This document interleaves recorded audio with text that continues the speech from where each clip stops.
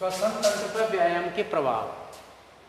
सबसे पहले श्वसन तंत्र क्या है, what is the respiratory system. तो देखिए श्वसन तंत्र का मतलब ये हो गया कि जो जितने भी हम जो श्वास लेते हैं उससे संबंधित जो भी क्रियाएं हैं वो सब किस में आती है, श्वसन तंत्र में आती हैं। तो श्वसन तंत्र का जो सिस्टम होता है आपने देखा होगा कि ये नाक जो नोजल कैविटी होती है ये यहाँ से प्रारंभ हो जाता है, उसके बाद ये गला होता है, इसको बोलते हैं फेरिक्स, ठीक, गला। उसके बाद देखिए उसके नीचे जब हम चलते हैं तो ये लैरिक्स होता है, क्या होता है, लैरिक्स। उसके बाद देखिए उसके बाद नीचे पिंड पाइप होता है, श्वास नली। कभी कभी आपने देखा है कि जो ठसा लग जाता है तो क्या होता है कि हमारा जो मुंह का जो खाने का नलिका वो पास पास रहती है, तो उसमें क्या होता है कि कभी कभी हम जल्दबाजी में जो हमारे कड़क श्वास नली में चला जाता है तो हमें ठसा लग जाता है, या कभी अगर कोई बेर वगैरह की गुठली खाने से अगर वो श्वास नली में चल जाए तो उसकी मौत भी हो जाती है बच्चों की, ठीक है। इसलिए जैसे इस तरह खाते हैं मूंगफली के दाने वगैरह ये, तो ये हमारा क्या होता है कि यहाँ बिंड पाइप होता है, ठीक है, जो श्वास उसमें से आती है और जाती है, श्वास नली।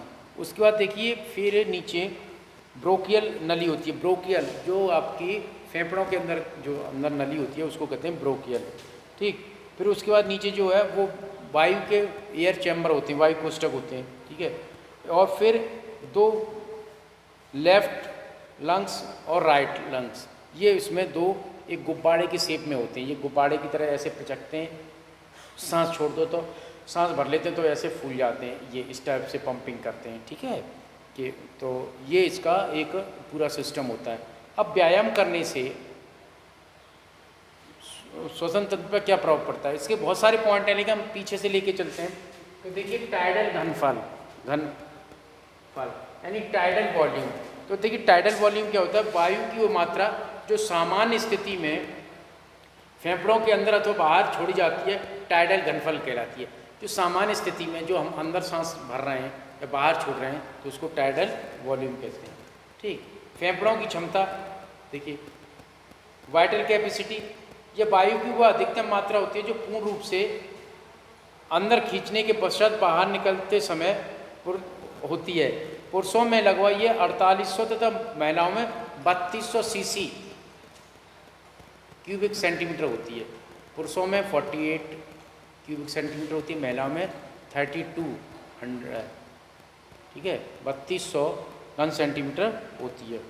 फेफड़ों की ये क्षमता स्पायरोमीटर नामक यंत्र से मापी जाती है। तो ये फेफड़ों की जो क्षमता है वो किससे नापी जाती है, स्पायरोमीटर से। तो ये नोट करने वाला पॉइंट है कि जो फेफड़ों की कैपेसिटी होती है उसको नापने का क्या होता है, स्पायरोमीटर। स्पायरोमीटर, स्पायरोमीटर एक डिवाइस होती है, यंत्र होता है जिसके द्वारा हम फेफड़ों की क्षमता नापते हैं, ठीक है। अब उसमें देखिए एक अवशिष्ट घनफल होता है, वायु की मात्रा जो अधिकतम सांस छोड़ने के बाद फेफड़ों में शेष रह जाए। अवशिष्ट क्या होते हैं, हमने जोर से सांस ली उसको छोड़ दिया तो जो हमारे लंग्स में शेष रह गई है उसको हम क्या कहते हैं, रेजिडेंशियल वॉल्यूम कहते हैं, जो रह जाती है। दूसरा श्वास देखिए क्या होती है, खेल अथवा दौड़ के दौरान एक ऐसा समय आता है जब खिलाड़ी को किसी को सांस लेने में तकलीफ होने लग जाती है, ठीक है। तो ऐसे ही खिलाड़ी की स्थिति में प्रयास जारी रखे तो वह इस संघर्षपूर्ण स्थिति में निकलकर समान रूप से सांस लेने लगता है, इसे दूसरा श्वास कहते हैं। सरल शब्दों में इस खिलाड़ी द्वारा पुनः शक्ति प्राप्त करना कहा जा सकता है।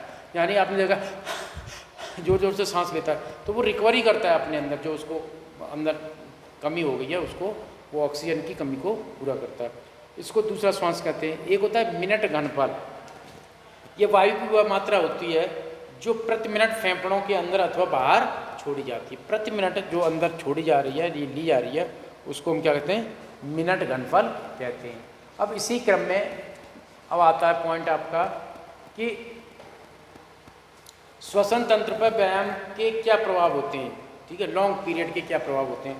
तो देखिए श्वसन तंत्र से जुड़ी मांसपेशियों का विकास, जो हमारी आपकी ये लैरिक्स, फेरिक्स, विंड पाइप, लंग्स मसल्स हैं, ये इससे मजबूत होती हैं। क्या होती हैं, व्यायाम करने से जब आपके ये पार्ट्स जो है रेस्पिरेटरी सिस्टम के वो क्या होते हैं, मजबूत होते हैं, तो उनकी कैपेसिटी बढ़ जाती है वर्किंग करने की, ठीक है। तो ये एक्सरसाइज से हमारे जो इसके जो पार्ट हैं, जो लैरिक्स फेरिक्स हैं, ट्रेकिया प्रो और ठीक है, वो सारी चीज़ों के वो मजबूत हो जाती हैं। अब देखिए फेफड़ों के आकार और क्षमता में वृद्धि। फेफड़ों के आकार में और क्षमता में वृद्धि हो जाती है। इसको आप एक सरल तरीके से ऐसे समझ सकते हैं, आप गुब्बारा लीजिए, छोटे बच्चे को दीजिए तो पहले वो पूरा नहीं फैला पाता, थोड़ा सा ही फैला पाता है, फिर धीरे से और फैलाता है, फिर उसकी जो एक काफ़ी फिर उसमें वो हो जाता है। तो ऐसे ही इसका जब हम एक्सरसाइज नियमित व्यायाम करते हैं तो ये गुब्बारे की तरह हैं, वो नियमित फूलते हैं, वो होते हैं, तो उनका शेप और साइज बढ़ जाता है, उनकी कैपेसिटी बढ़ जाती है। इसलिए व्यायाम करने से ये लंग्स पे बहुत अच्छा प्रभाव पड़ता है और वो हमारे मजबूत होते हैं। उसके बाद देखिए श्वसन घनफल, जो रेस्पायरेटरी वॉल्यूम में वृद्धि। व्यायाम करने के समय श्वसन घनफल बढ़ जाता है, जिससे रक्त प्रवाह में अधिक से अधिक ऑक्सीजन का विसरण होता है, डिफ्यूजन होता है। ये नियमित रूप से व्यायाम किया जाता है तो इससे श्वसन तंत्र पर दीर्घकालिक प्रभाव पड़ता है और व्यक्ति का श्वसन घनफल स्थायी रूप से बढ़ जाता है। ठीक, अब इसी प्रकार देखिए कोशिकाएं जो सेल्स होती हैं उसके व्यास जो डायमीटर होता है उसमें वृद्धि हो जाती है। जब उसको व्यायाम करते हैं तो हमारी जो सेल्स हैं, जैसे आपके लंग्स में, ठीक है, जो सेल्स होती हैं तो उनका आकार बढ़ जाता है, क्योंकि फिर उनकी क्या है, एफिशिएंसी भी काफ़ी बढ़ जाती है। ठीक है, और दूसरे श्वास में विलंब, तो इसमें क्या होता है, नियमित व्यायाम करने वाले व्यक्ति को दूसरे श्वास की समस्या नहीं होती है, क्योंकि वो निरंतर अभ्यास से करने से अपनी जो श्वसन जो वो है उसको नियमित और व्यवस्थित कर लेते हैं, तो उसको दूसरे श्वास यानी कि सेकंड उसकी आवश्यकता नहीं पड़ती है। ठीक है, टाइडल घनफल में वृद्धि। नियमित व्यायाम करने के परिणाम स्वरूप श्वसन तंत्र के टाइडल घन तत्व में वृद्धि हो जाती है। ऐसी ही पसलियों से जुड़ी मांसपेशियों के मजबूत होने के कारण संभव होता है कि श्वसन प्रक्रिया में अधिक सहायता प्रदान होती है। ऐसे मिनट जो घनफल में वृद्धि होती है, मिनट घनफल वायु की वह मात्रा होती है जो प्रति मिनट फेफड़ों के अंदर अथवा बाहर जाती है, तो इसकी भी कैपेसिटी बढ़ जाती है। ठीक है, कि मिनट घनफल को लीटर में मापा जाता है और इसे टाइडल घनफल व श्वसन दर को गुणा करके निकाला जाता है। ठीक है, तो इस टाइप से उसकी भी क्षमता बढ़ जाती है। समान श्वसन दर में किसी की प्राप्ति, जो लोग नियमित व्यायाम करते हैं उन्हें थोड़ा सा शारीरिक श्रम करने पर भी उनको कोई दिक्कत नहीं होती है। उल्टे जो नहीं करते हैं व्यायाम तो उनकी सांस फूलने लग जाती है और बहुत देर तक वो सामान्य नहीं होते हैं, ऐसा लगता है कि क्या उनको एकदम नर्वस हो गए, होपलेस हो गए।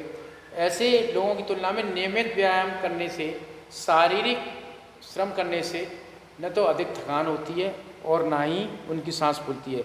यही नहीं, ये अति शीघ्र समान श्वसन दर प्राप्त कर लेते हैं।